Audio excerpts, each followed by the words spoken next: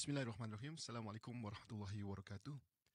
Alhamdulillah wa alhamdulillah wassalatu wassalamu ala nabiyina Muhammad wa ala alihi washabihi ajma'in amma ba'd.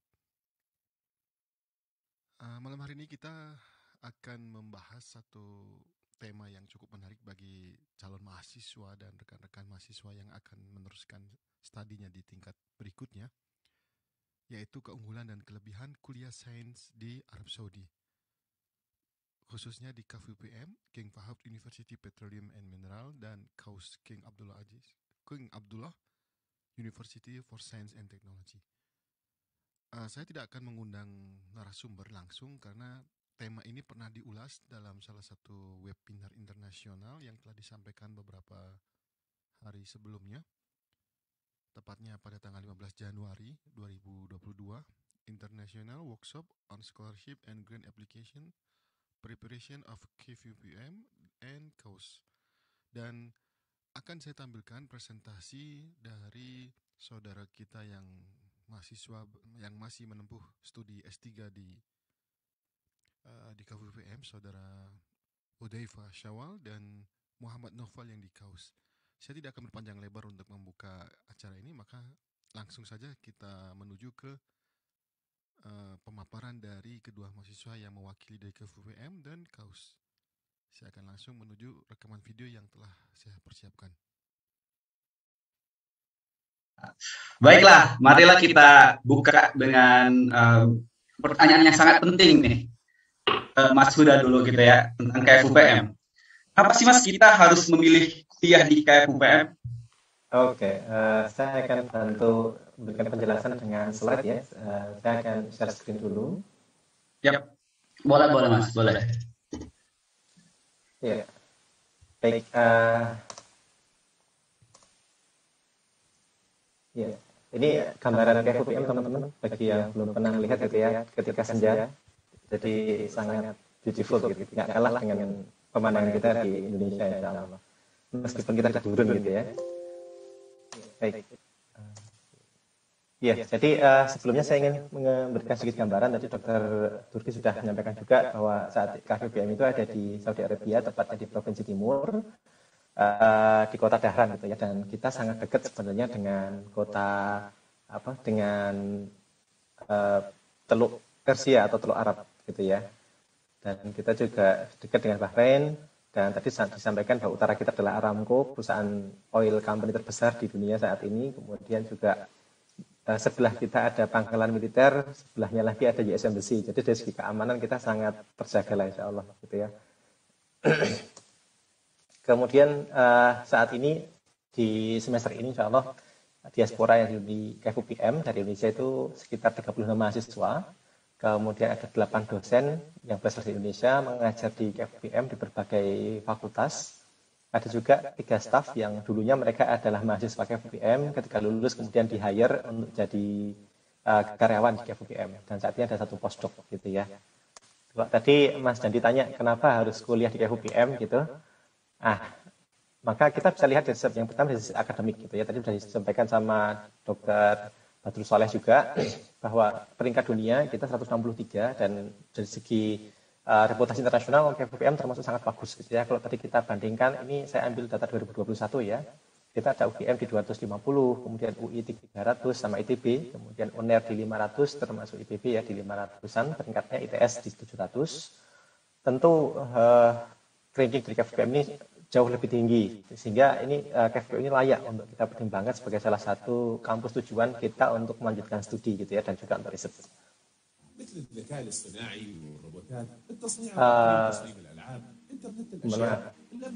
Ada suara ya? Mohon maaf. Apakah ada suara yang mengganggu tadi teman-teman? Saya ada suara tadi, mohon maaf ya. Jadi, untuk paten kita peringkat 4 di US Register Patent, kemudian Petroleum Engineering kita peringkat 7 dunia, Chemical Engineering kita peringkat 60, Civil 75, Electrical Engineering 86, kemudian di Engineering and Technology 120, di Mechanical and Aeronautical di 122 gitu ya. Kemudian dari segi faculty member sangat diverse ya, kita dari 74 negara, jadi bedanya dengan di Indonesia kan commonly kalau di Indonesia itu kita punya dosen kan rata-rata Indonesia semua gitu. Sedangkan kalau di Saudi ini justru malah sangat beragam gitu. Dosen-dosen kita tuh banyak yang berasal dari Eropa, kemudian dari Timur Tengah sendiri, kemudian dari Amerika itu lumayan banyak gitu ya. Termasuk dosen-dosen yang datang dari yang berasal dari Saudi pun mereka lulusan dari kebanyakan dari US, kemudian Eropa itu banyak termasuk Stanford itu ada di KFUPM, sehingga dari segi quality fakultinya sudah sangat bagus bagaimana yang dijelaskan Dr. Turki baru tadi, sangat selektif gitu ya. Kemudian juga kita bisa akses banyak jurnal yang reputasinya bagus, sehingga ini sangat mendukung bagi kita untuk melakukan riset. Dan juga tadi sampaikan bahwa topik-topik atau course-course yang ditawarkan di KFUPM ini sangat kekinian banget gitu ya. Istilahnya kalau bahasa masa depan itu AI, kemudian big data, kemudian machine learning dan sebagainya itu benar-benar dibawa ke masing-masing departemen, kemudian disinkronkan dengan course-course basic yang ada di departemen kita masing-masing, di jurusan kita masing-masing, sehingga sangat menarik gitu. Itu pilihan-pilihan dari course-course yang ada saat ini, terutama setelah adanya MX program. Jadi MX ini memang program 1 tahun dan untuk saat ini teman-teman belum bisa ambil MX karena memang ini untuk diperuntukkan untuk yang apa istilahnya dia benar-benar praktisi gitu ya. Kita nanti bisa ambilnya yang full time MS atau yang PhD, tapi kita bisa join ngambil beberapa course juga yang di MX sehingga kita bisa dapat taste-nya gitu ya, dapat asiknya gitu. Kemudian dari segi research ya. Dari segi riset saat ini tadi sebenarnya dijelaskan di KFUPM sendiri untuk riset-riset ini kita sudah mulai banyak sekali dibangun interdisciplinary research center itu. Jadi misalkan ada intelligent manufacturing robotics, kemudian hydrogen energy storage, advanced material, renewable energy dan power system, intelligent security system, membran, dan tadi beliau Dr. Ribert ada di sana, kemudian AI, smart mobility logistics dan sebagainya. Dan masih banyak lagi sebenarnya. Dan ini di masing-masing IRC ini itu masih ada sub riset, grup riset yang topiknya sangat-sangat up to date banget gitu ya. Kayak dengan smart building, smart city, kemudian automated vehicle dan sebagainya itu sangat sangat banyak sekarang dikembangkan di KFUPM. Termasuk saya sendiri pun saya bergabung di smart mobility dan logistik, terutama saya bagian di last mile logistik gitu ya. Kita itulah istilahnya kalau kami di last mile logistik ini kayak kita mengoptimalkan Shopee Food gitu ya, kemudian Grab dan sebagainya gitulah. Jadi sistem itu kita coba optimasi dan sebagainya gitu. Kemudian dari sisi fasilitas, teman-teman nanti bisa dapat student housing, ini sudah full furnished, ya nyaman sekali. Kamarnya udah AC, ada tempat belajar nyaman, wifi kenceng gitu. Kemudian kamar mandi ada air dingin, air panas, jadi nyaman. Meskipun di sini pas musim dingin pun teman-teman mau mandi nggak takut kedinginan gitu. Dari kita sediakan shuttle bus juga untuk membawa kita dari housing ke kampus gitu ya. Kemudian, kita disediakan sport center gitu ya, sangat lengkap sekali di FUPM itu, mulai dari fitness center, kemudian kolam renang gitu ya, swimming pool, badminton, futsal, basket, stadion, kemudian juga mau volley dan sebagainya ada semua, dan ini semuanya gratis, bisa kita akses secara mudah gitu ya. Setiap hari mau renang pun bisa di sini, dan airnya hangat gitu ya. Jadi meskipun saat ini musim dingin, teman-teman kami yang dari Indonesia ini lagi senang renang nih gitu ya. Kenapa? Karena renangnya airnya hangat gitu. Kita juga ada student restaurant di mana insya Allah dari segi makanan 4 sehat 5 sempurna plus gitu ya. Sangat lengkap sekali, dan juga dari harganya itu yang sangat penting bagi mahasiswa gitu ya. Karena apa? Disubsidi. Kalau kita makan di luar itu biasanya sekitar 20 sampai 30 SAR gitu ya. Itu untuk main meal-nya aja. Sedangkan di restorannya mahasiswa ini kita cukup bayar untuk lunch itu misalkan 4,6 SAR. Itu sudah komplit gitu ya, paket lengkap mulai dari makan, salad, buah, termasuk minuman, bisa pilih susu atau jus atau dan sebagainya itu bisa. Kemudian kita dapat fasilitas kesehatan gratis. Dan juga di dalam kampus, di area kampus itu kita sediakan mall dan juga boulevard ya, untuk kita rekreasi, senang-senang. Kalau mau main PS gitu di boulevard disediakan TV-nya gede banget gitu. benefit lain gitu ya. Jadi teman-teman nanti akan dapat stipend salary sebulanan sekitar 890, tapi ini bisa di-upgrade bagi mahasiswa master nanti jadi 2.500, mahasiswa PhD jadi 5.000 gitu ya. Syaratnya adalah teman-teman join di research center tadi atau bisa jadi mengajar teaching assistant gitu di departemen. Kemudian teman-teman juga akan dapat tiket gratis pulang untuk liburan setiap tahun selama summer vacation gitu ya. Dan ini nggak didapatkan oleh teman-teman LPDP gitu ya. Jadi kita tiap tahun bisa pulang. Kemudian tentu kita di Saudi kita punya privilege, kita gampang untuk melaksanakan haji dan umroh gitu ya. Dan juga ketika teman-teman yang pertama kali datang ke Saudi ke FPM, kalian akan dapat referral allowance 1.800 itu sekitar 7-8 juta gitu.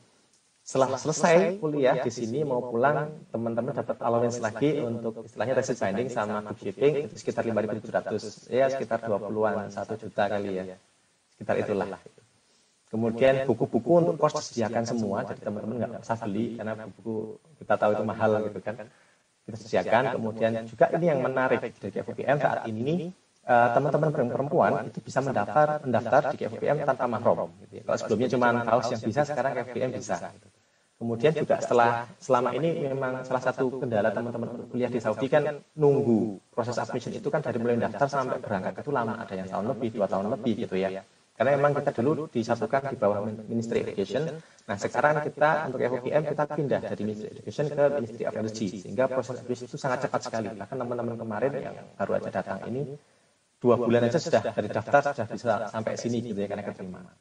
Salah satu lagi informasi penting buat teman-teman, saat ini Indonesia itu mendapatkan prioritas dari FPM untuk diterima gitu. Maka ini silahkan peluang ini dimaksimalkan dengan baik gitu ya. Jangan sampai nanti lewat, belum tentu 2-3 tahun lagi nanti Indonesia dapat privilege seperti ini gitu kan. Kemudian saya tahu nanti Mas Dandi akan tanya kira program yang dia tawarkan apa aja nih gitu. Maka saya langsung aja ya Mas Dandi ya. Boleh, mangga. Oke.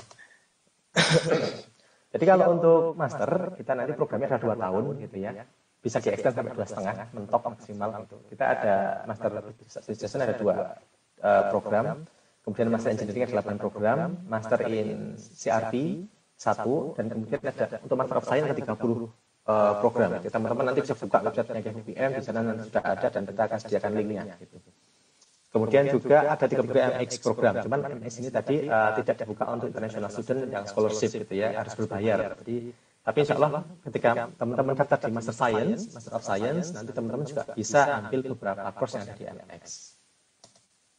Untuk X3 itu programnya adalah 3 tahun, bisa di-extend sampai 5 tahun gitu ya, tapi bisa lulus cepat itu lebih bagus gitu kan.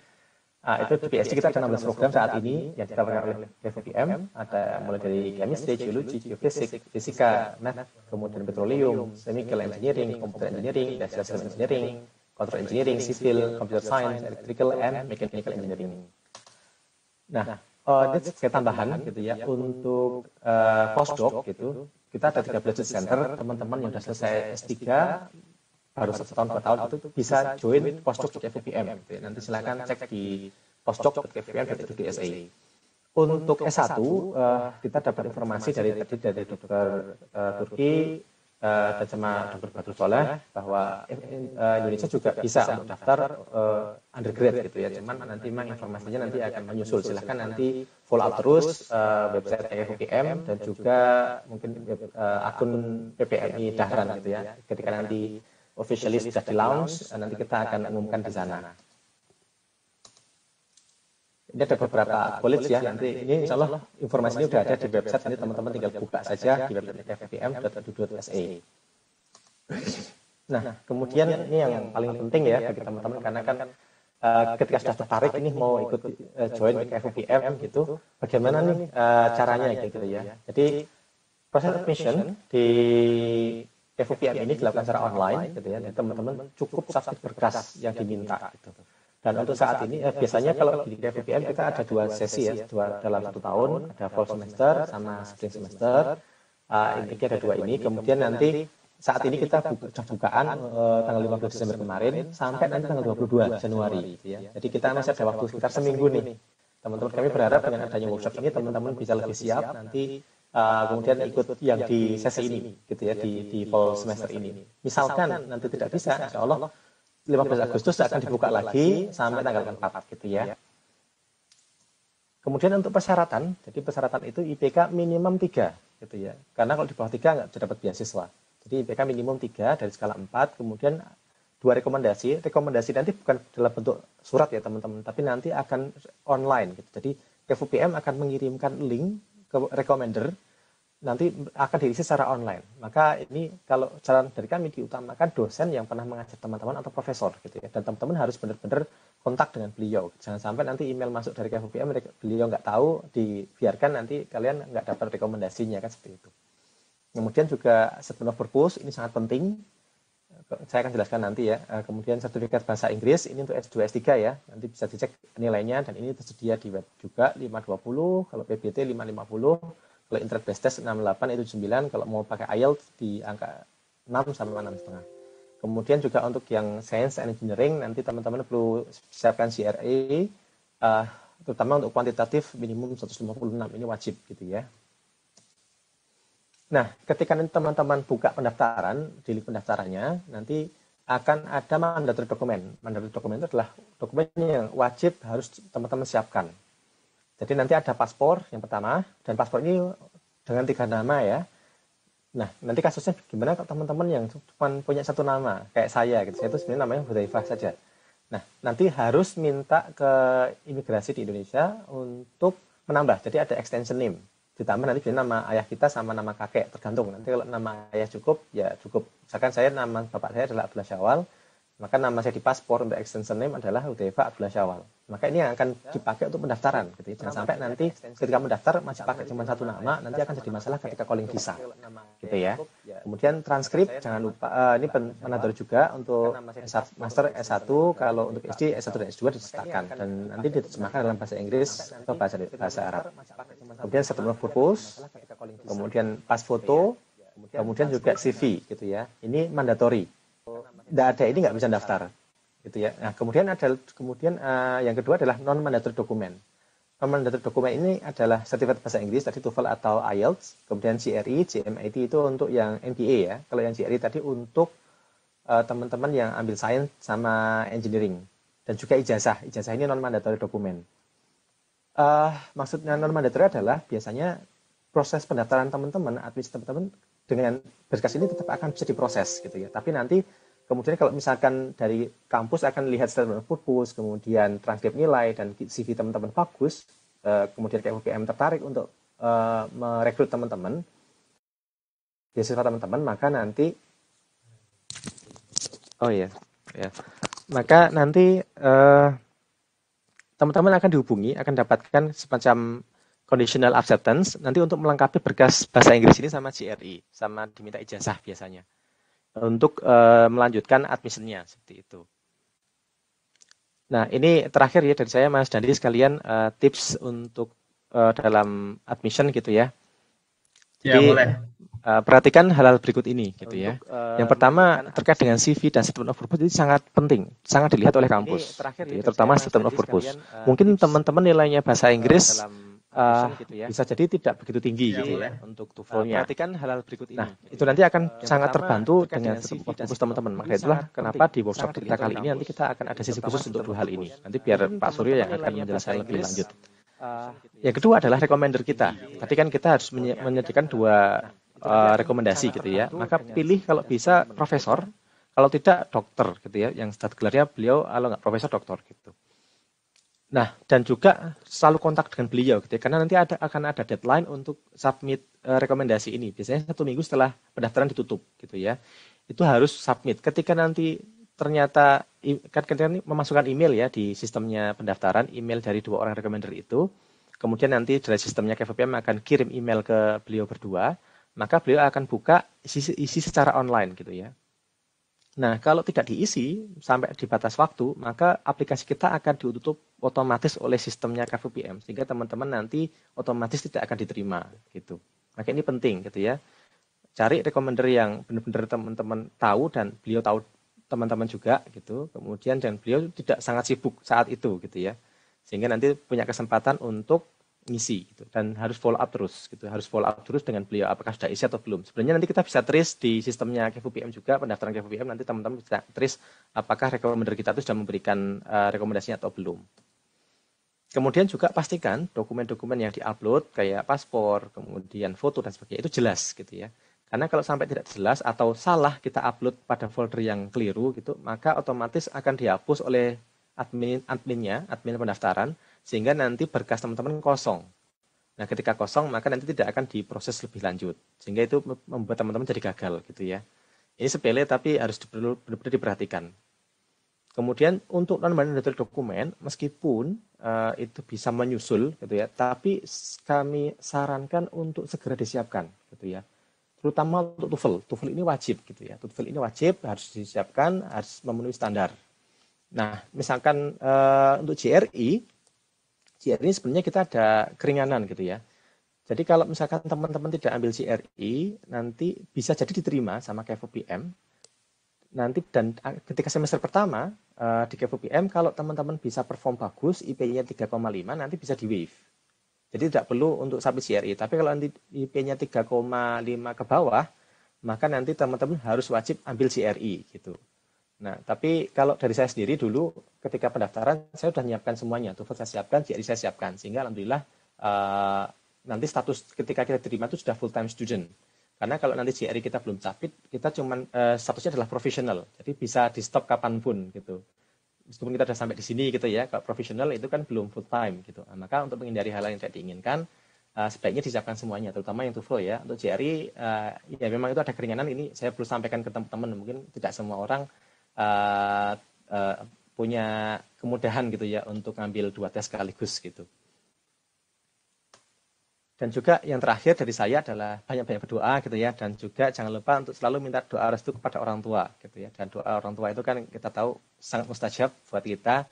Kalau teman-teman saat ini hubungan sama orang tua agak kurang bagus, segera menghadap, segera minta maaf gitu ya, perbaiki hubungan sama orang tua dan minta doa sebanyak-banyaknya sama orang tua supaya nanti keterima di KFUPM ketika teman-teman daftar di KFUPM gitu. Itu Mas Dandi, ini ada beberapa info penting ya, nanti teman-teman bisa cek. Kemudian untuk akun IG PPMI kita ada Instagram @ppmidahran dan juga website PPMI ada di ppmidahran.blogspot. Di sana sudah ada banyak tutorial mulai dari info beasiswa, link-link ini ada di sana ya, nanti bisa teman-teman akses. Kemudian tutorial pendaftaran, panduan pengurusan visa, persiapan keberangkatan, sampai nanti kalau teman-teman sudah sampai di sini harus kursus apa saja, udah dibuatkan tulisannya di sana gitu. Terima kasih Mas Dandi atas waktunya, saya kembalikan. Baiklah, sebelum kita lanjut lebih jauh ke Mas Naufal, saya akan memperkenalkan sedikit. Jadi nama lengkap dari Mas Muhammad Naufal ini adalah Muhammad Naufal Lintang Pradipto. Beliau ini sekarang lagi PhD student in Material Science and Engineering di King Abdullah University of Science and Technology atau KAUS, dan S2-nya di Korea Advanced Institute of Science and Technology di South Korea, dan S1-nya di ITB ya. Masya Allah sekali terkait background-nya. Dan saatnya kita akan mengenali nih KAUS. Sama pertanyaan sama Mas Huda tadi, kenapa sih kita harus memilih kuliah di KAUS dan mungkin apa program-program yang ditawarkan oleh KAUS, Mas Naufal? Silakan, Mas. Siap. Saya jawabnya lewat slide aja ya biar dimudahkan. Ya, Assalamualaikum warahmatullahi wabarakatuh. Mohon maaf dulu sebelumnya kalau misalnya mungkin teman-teman agak bingung kenapa rundown-nya berubah gitu ya. Tadi ada sedikit kendala teknis berupa internet connection, jadi kami melakukan sedikit perubahan penggunaan internet, jadi mohon maaf sebelumnya. Alhamdulillah kita udah bisa gabung lagi dari KAUS. Insya Allah saya akan menjelaskan presentasi tentang KAUS Scholarship Talk. Nanti kalau ada pertanyaan bisa di akhir ya bareng semuanya sessionnya. Mungkin sudah diperkenalkan ya, nama saya Muhammad Naufal, saya PhD student di Material Science di King Abdullah University of Science and Technology. Alhamdulillah dikasih kesempatan untuk jadi pemateri kali ini. Secara umum, sebelum kita mulai penjelasan beasiswa, kalau ada pepatah Indonesia, tak kenal maka tak sayang gitu ya. Jadi baiknya kita mengenal dulu KAUS itu seperti apa, terutama lokasinya gitu. Alhamdulillah lokasinya KAUS itu cukup dekat. Kalau kita mau ke Jeddah itu kurang lebih 80 km saja, ditempuh antara 1 sampai 3 jam ya perjalanan. Jadi untuk kalian yang sangat suka atau ingin melakukan monthly umroh, bisa di KAUS insya Allah cukup 1 jam perjalanan menuju Mekah.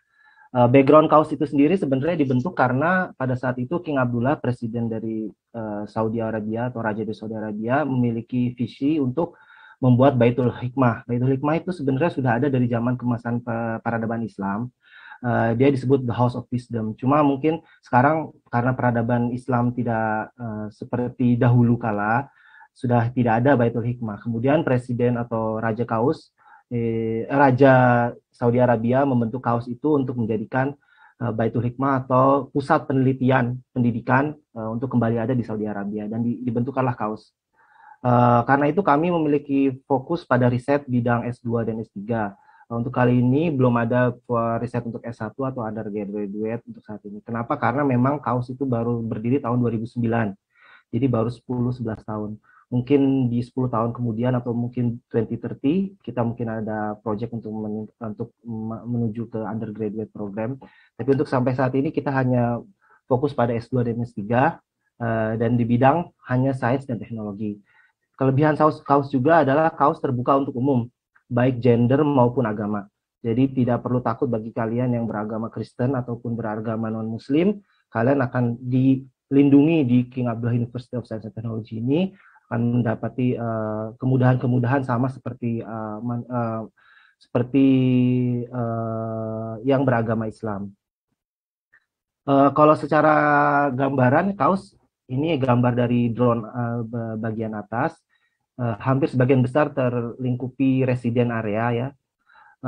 Kalau bisa dilihat lebih detail, residential area location-nya itu di dekat pantai Red Sea. Jadi buat kalian yang senang pemandangan yang bagus juga di KAUS dari kamar bisa ngelihat pantai langsung. Dan juga untuk kampusnya mungkin ada yang bilang Saudi Arabia itu gurun, insya Allah di KAUS isinya hijau semua. Kemudian untuk office kita juga sudah mengadopsi open office. Jadi bisa dilihat walaupun Saudi Arabia insya Allah tidak kalah dari universitas-universitas di United States ataupun di Eropa lainnya. Kalau bertanya kenapa KAUS, mungkin sudah dijelaskan dari Bapak Atik Bud sebelumnya dan juga para teman-teman sekalian bahwa KAUS meningkati peringkat 1 di Saudi Arabia dari New Nature Index rank. Tentu saja dari rank-rank yang berbeda menghasilkan dari indeks-indeks berbeda menghasilkan rank yang berbeda, tapi dari New Nature Index yang kita pakai karena Nature ada salah satu jurnal yang sangat terakreditasi dan prestigious, King Abdullah University memperingkati nomor 1 dan 119 secara overall. Untuk dari bidang masing-masing memiliki peringkat yang lebih tinggi, tapi itu akan tergantung dari departemennya seperti Physical Science 69 dan berikutnya. Kenapa KAUS juga? Karena KAUS ini merupakan universitas berbasis riset. Untuk kalian yang sangat suka riset, saya sangat menganjurkan KAUS. Kenapa? Karena fakulti kami, mohon maaf sebentar. Ya, fakulti kami itu merupakan nomor 1 di dunia. Jika kita melihat citation per fakulti, jadi semua fakulti citationnya dikumpulkan terus dibagi dengan jumlah fakultinya. Kalau dibandingin di seluruh universitas di dunia, kita nomor 1. Itu menunjukkan bahwa fakulti kita sudah disitasi banyak orang. Citasi artinya adalah sudah direferensikan oleh banyak orang, sudah diakuikan oleh banyak orang. Sehingga ketika kalian memilih fakulti, kalian sudah bisa menjamin bahwa orang yang kalian ikuti untuk menjalani riset S2 atau S3 adalah orang-orang yang top di bidangnya. Selain itu juga funding riset di kami sangat berlimpah. Maksud berlimpah adalah tidak adanya hambatan ketika melakukan riset. Ya, ini yang sangat penting jika dibandingkan di universitas di Indonesia ataupun di negara lainnya, di mana riset akan bergantung pada proyek atau proposal yang kita punya. Tapi ternyata di KAUS itu sendiri setiap profesor akan diberikan budget untuk riset, di mana nilainya akan tergantung dari status dari tingkat fakulti positionnya. Dan itu cukup besar sehingga setiap fakulti tidak akan kesulitan untuk mencari dana tambahan. Dan sehingga fakulti hanya akan fokus pada apa yang harus saya lakukan terhadap uang yang kami punya. Gitu. Sehingga ini sangat membantu kita sebagai student untuk fokus pada riset tanpa fokus untuk memberikan pengajaran ataupun memberikan penambahan uang selain dari riset itu tersendiri, sehingga sangat fokus untuk melakukan riset. Kemudian fasilitas risetnya yang sangat terintegrasi gitu. Nanti akan saya jelaskan kenapa terintegrasi dan mengapa itu penting. Kemudian kolaborasi riset dengan industri sangat tinggi. Ini yang juga saya lihat di King Abdullah University of Science and Technology juga. Yang saya perlu garis bawahi di sini yang menurut saya penting, karena kebetulan saya dulu S2 di South Korea ya, di Korea Selatan ya. Komunitas internasional di sini sangat tinggi gitu. Kalau untuk King Abdullah University hampir 50% lebih itu mahasiswanya bukan Saudi Arabia. Yang berarti hampir 50% lebih semua berbahasa bukan Saudi Arabia, yaitu bahasa Inggris. Dan 90% fakultinya adalah bukan Saudi Arabia, yaitu di luar Saudi Arabia. Berarti semua interaksi yang terjadi di dalam adalah international or English language. Dan ini membuat kita sangat mudah ketika kita mau berdiskusi antar member di grup ataupun intra-member, intra-departemen. Dan juga ini yang saya alami ketika saya di South Korea, di mana international communities begitu kecil, ataupun di Eropa lain. Mungkin Eropa lebih baik karena jumlah orang yang berbahasa Inggris lebih tinggi ya. Dan ini menurut saya sangat penting untuk kalian, bahwa Saudi Arabia, terutama KAUS itu berbahasa Inggris. Untuk kebutuhan selain di luar akademik, seperti saya sudah disebutkan, jarak ke Mekah sangat mudah, 1,5 jam, dan kebutuhan hidup di luar riset sangat terpenuhi. Ini 14 highly cited faculty yang bisa saya sebutkan. Ini orang-orang hebat semuanya. Kalau kalian bermain di riset dan sudah mengenal orang-orang ini, kalian juga sudah pada tahu. 4 diantaranya dari Gulf citizen, yaitu Profesor Osman adalah profesor dari Saudi, dan juga ada Profesor Omar, Profesor Husam, dan Profesor Adoudi. Orang-orang ini memiliki fasilitas yang sangat tinggi, dan jika kalian tergabung dalam salah satu grup member ini, kalian adalah beruntung, saya sebutkan, karena orang-orang ini adalah orang-orang hebat. Dan tidak mengecilkan orang-orang lain di KAUS itu sendiri, tapi memang ini adalah top 14 yang kami agung-agungkan di KAUS. State of the art of the project yang bisa saya sebutkan, beberapa project yang sudah terjalan. KAUS dengan McLaren, kita salah satu universitas yang bekerja sama dengan F1 Racing Company, which is McLaren, untuk bekerja sama pada tahun 2021 yang lalu, dan sekarang akan diperpanjang 2022 karena kita mendapati hasil yang sangat baik untuk mengembangkan sirip pada Formula One chassis-nya ya, bukan chassis, bodinya. Kemudian juga kami punya Sahin, di mana itu superkomputer nomor 32 tercepat di dunia. Currently kita juga punya project dengan NEOM untuk Coral Garden project. Kalau kalian tahu informasi tentang NEOM or Line City, kalau kalian mengetahui informasi tentang Saudi Arabia, kita kerjasama dengan NEOM juga untuk mengembangkan Coral Garden di lautan Red Sea. Kemudian juga kita punya startup yaitu NurDX yang menjadi first kingdom FDA approved RT-PCR test. Jadi kita mengembangkan RT-PCR pertama dari Saudi homeground, dan kerjasama dan kita membuat startup NurDX, dan itu first FDA approved Saudi Food Drug Association, dan juga beberapa COVID related project. Nah, kalau misalnya ditanya departemen atau program apa aja sih yang ditawarin di KAUS, secara besar kita fokus di Science and Technology aja ya. 3 departemen yang tercangkup, BSE, CMC, dan PSE. BSE fokus di Biological, Environmental Science and Engineering. Ada banyak program studinya gitu. Tapi yang memang saya harus tekankan adalah pada saat ketika nanti sudah masuk ke departemen, untuk bagian risetnya kita akan melakukan integrated research. Jadi nggak terlalu begitu banyak pengaruh ya antara satu program studi dengan program studi lainnya. Tapi memang kita bagikan program studi itu berbeda-beda tergantung dari core dari program studi itu sendiri. Seperti ada Bioscience, Bioengineering, Environmental Science and Engineering, Marine Science, sama Plant Science di BSE. Untuk CMC, kita punya Applied Mathematics, Computational Science, kita juga punya Computer Science, kita punya Electrical and Computational Engineering, kita juga punya statistik di CMC.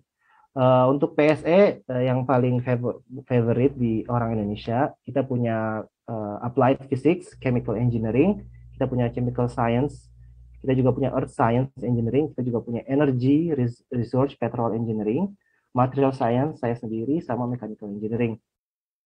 Hampir kurang lebih banyak mirip seperti yang di Indonesia ya. Cuma memang di sini lebih spesifik ke berbagai program studi melihat dari core dari program studi itu sendiri.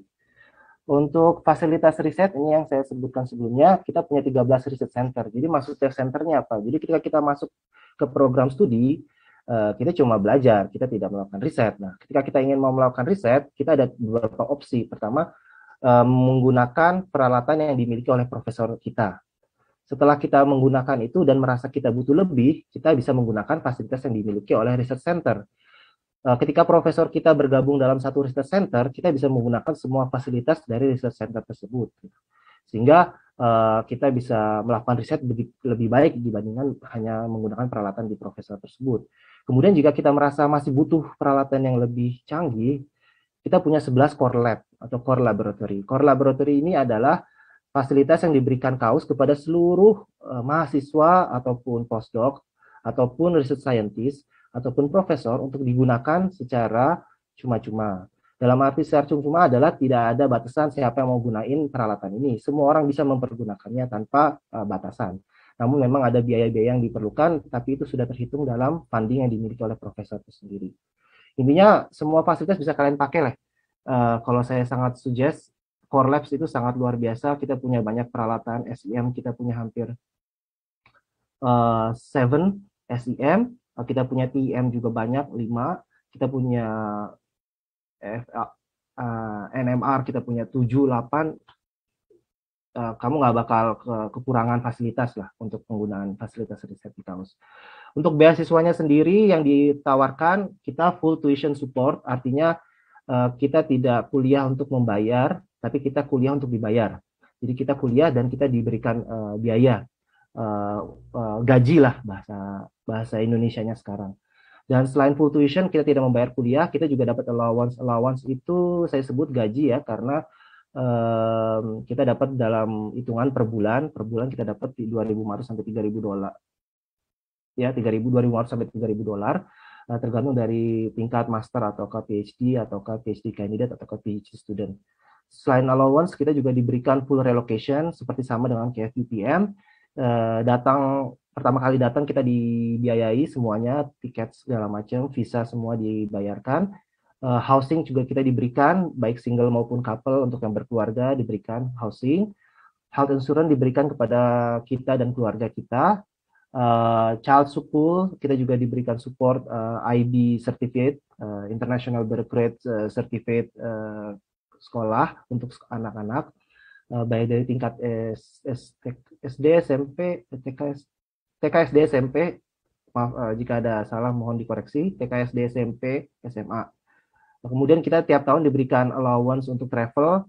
Jadi kalau kalian mau pulang, kalian diberikan kesempatan untuk pulang bolak-balik tiap tahun. Jika tidak, bisa ditabung uangnya. Juga setiap orang diberikan personal MacBook Pro atau PC, tergantung dari kebutuhan masing-masing. Kemudian akses dari research seperti jurnal dan juga kolaborasi dengan antar universitas seperti MIT, Cambridge, UCLA, dan sebagainya. Fasilitas penunjang tentu haji dimanapun disupport, baik di KFUPM dan KAUS, diberikan bantuan untuk travel agentnya. Untuk umroh dan ziarah kita dikasih free access by bus dari KAUS ke Mekah tiap minggu, Madinah tiap 2 minggu sekali. Family visit visa disupport by government affair di sini untuk dimudahkan proses pendatangan orang tua jika orang tua ingin bermain ataupun umroh ke Saudi. Kemudian fasilitas penunjang lain seperti sport center, swimming pool, semuanya normal. Golf juga dikasih, fasilitas golf, dan juga rumah sakit dan emergency room di KAUS compound itu sendiri. Kalau untuk ditanya proses pendaftaran seperti apa, hampir sama kayak FUPM dan KAUS, kita punya 2 periode, spring dan fall. Pilihan jenjangnya juga ada 3, MS sendiri ada 2, MS by course ataupun MS by research. Kemudian ada PhD, kemudian ada integrated MS PhD.